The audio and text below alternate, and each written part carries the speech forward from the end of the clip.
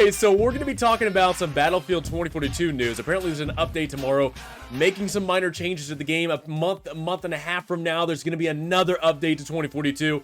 I have no gameplay for you guys. I've literally just dropped off the map of playing 2042. It just does not interest me whatsoever. I got you some gameplay of Battlefront 2, an actual game that had a really rocky start that nobody enjoyed, and that's apparently just the way that EA and DICE goes when it comes to releasing games that they are, making and stuff like that. It has a rocky start at the beginning, but somehow they're able to make the gaming experience a little bit better over time, but I just don't see that happening for 2042. Like, don't get me wrong, I mean, I was rooting for 2042, really wanted it to be a great game, but I just don't see that being the case because with this update, with news of an update coming tomorrow and an update coming on a month from now, and then Season 1 starting in March, I mean, to me personally, it's a little too late, man. I just don't see this happening, and we're going to be going over this. We're going to be going over just the lack of people playing 2042, the responses that you're seeing to some of the changes. Apparently with this update later, a month from now, they're going to be making changes to a scoreboard. Like, my God, we're going to be getting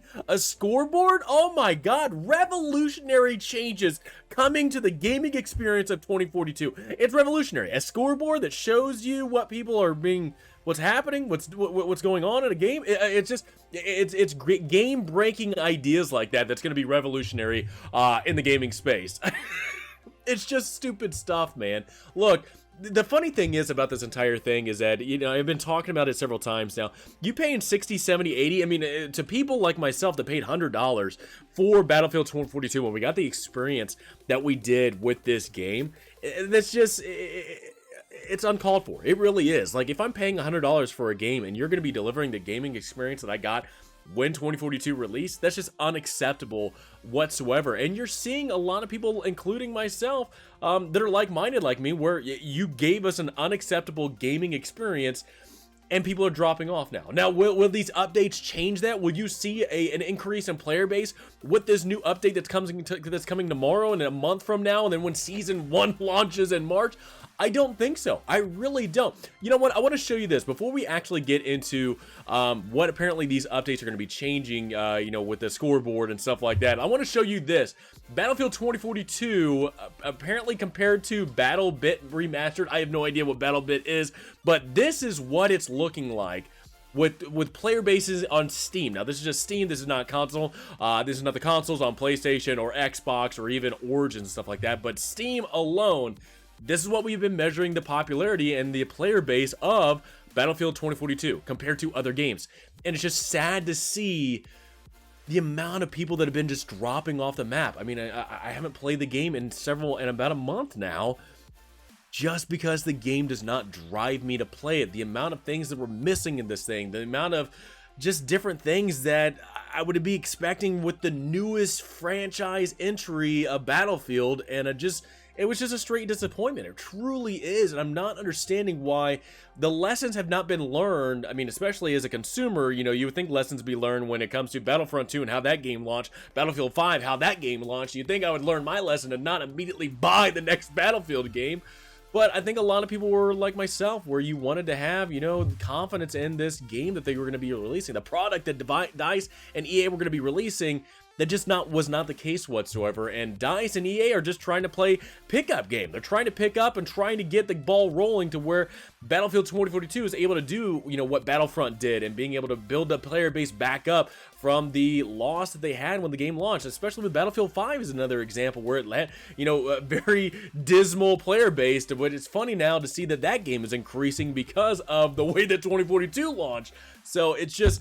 is EA and DICE going to be able to do it? I have no idea. I want them to be successful in it. I want 2042 to be a great experience, but I don't think that's going to be the case because a lot of people out there are saying it's a little too late. So, I don't know, man. Anyway, let's talk about this. So, not really too much of a roadmap, really, that, EA and DICE released.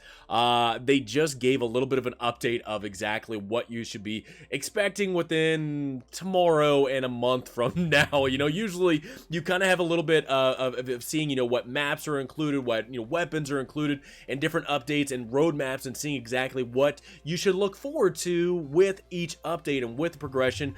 throughout the year of what's going to be offered in the Battlefield game. You're just not getting that right now. But we did get this, little update from Battlefield Bulletin, January 22nd, update 3.2. There's so many updates since this game's launched, but small fixes, stability improvements, more portal servers. They're going to be updating some of the progression. We'll get into that as well. So this is just a minor. The update that's coming tomorrow is just a minor update to some fixes here and there. But the big update, big, huge, revolutionary game experience is going to be changed in the month from now, with Battlefield 2042, and that is the new scoreboard. A legacy feature, a scoreboard, a regular scoreboard, is apparently coming with fixes and performance improvements. It's just, dude, if this is where 2042 is at, you can understand why people are dropping off. You can understand why people are dropping off from this game. So let's look at the scoreboard. This is I'm assuming a work in progress. Even in this, it says work in progress of what the scoreboard is going to be looking like. And honestly, I look at this going, dude, this is just a bunch of jumbo, man. How do I separate this? I have to look at colors. There's a giant scoreboard of everybody on here, and I understand that there's 128 players and stuff, but looking at this, it just does not, to me, have the same type of breakdown that a normal scoreboard would have. Like I feel like EA and DICE are reinventing the wheel of what a scoreboard should look like. Like I understand that if this was released, okay, I can read this. It's just a little bit too much stuff in my face, but somebody actually had a better breakdown of what a normal scoreboard looks like. Don't reinvent the wheel. Just go off of other Battlefield games. You have several Battlefield games in the franchise that you can go off of and pick different pieces that people liked and disliked and stuff.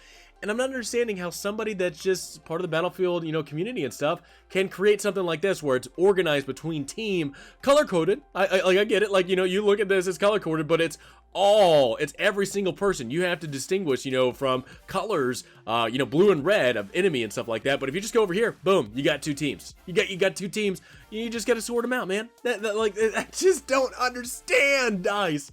What are we doing, man?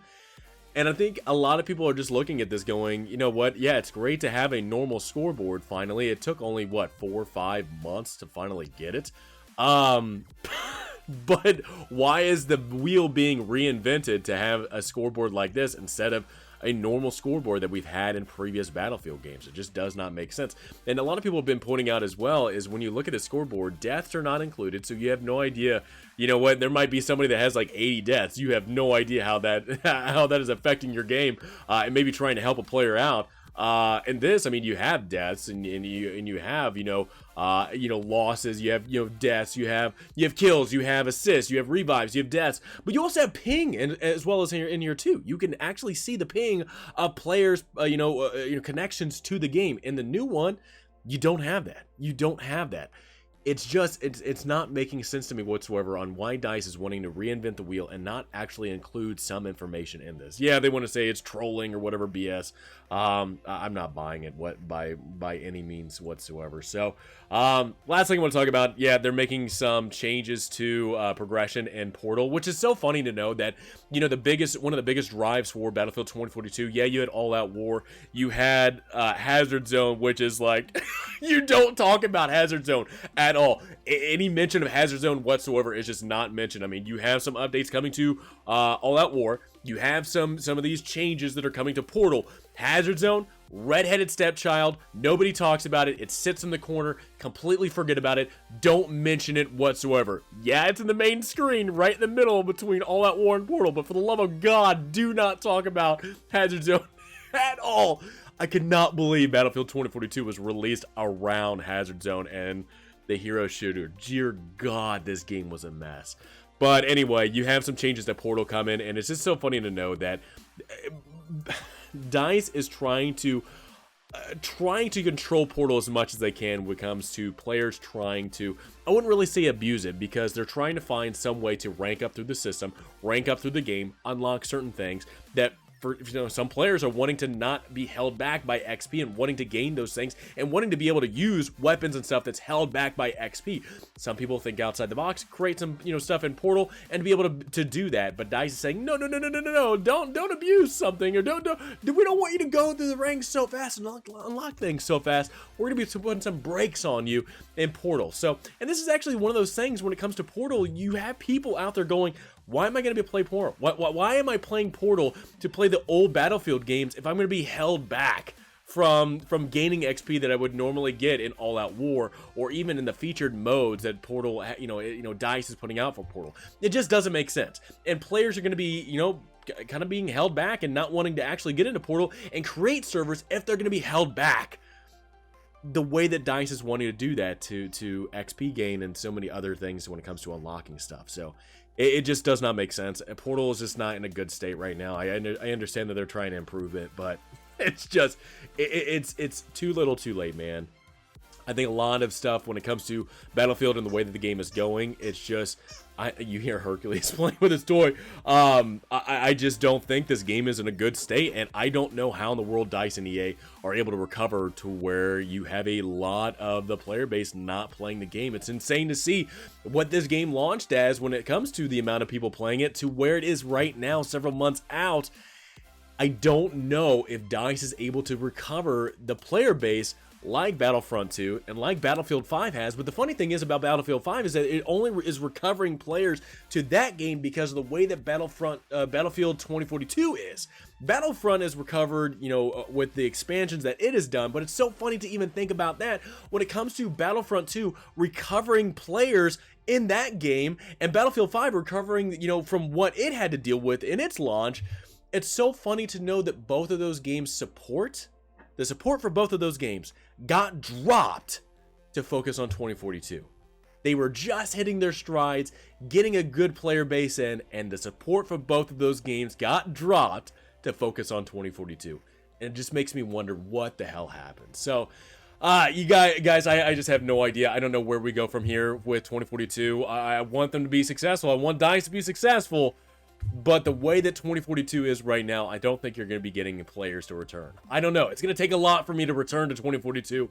The scoreboard being added, that the legacy edition being added to it, and also too these restrictions still in Portal. Why would anybody play Portal and play these older Battlefield type modes and stuff like that, maps and stuff? If there's still restrictions on XP, that's the biggest thing. People want to grind. People want to rank up. People want to unlock stuff. But you're still holding people back with a lot of these things. So, and again, also too, don't talk about Hazard Zone. For the love of God, don't talk about Hazard Zone. So anyway, let me know in the comments below. What do you guys think about this stuff? What do you guys think about the changes? Adding in the legacy scoreboard is it too little, too late? What about the Portal stuff? Holding players back. What do you guys think about that? Let me know in the comments below. Hope you guys enjoyed the video. Please have a great rest of the day. Look forward to talking to you guys all next time.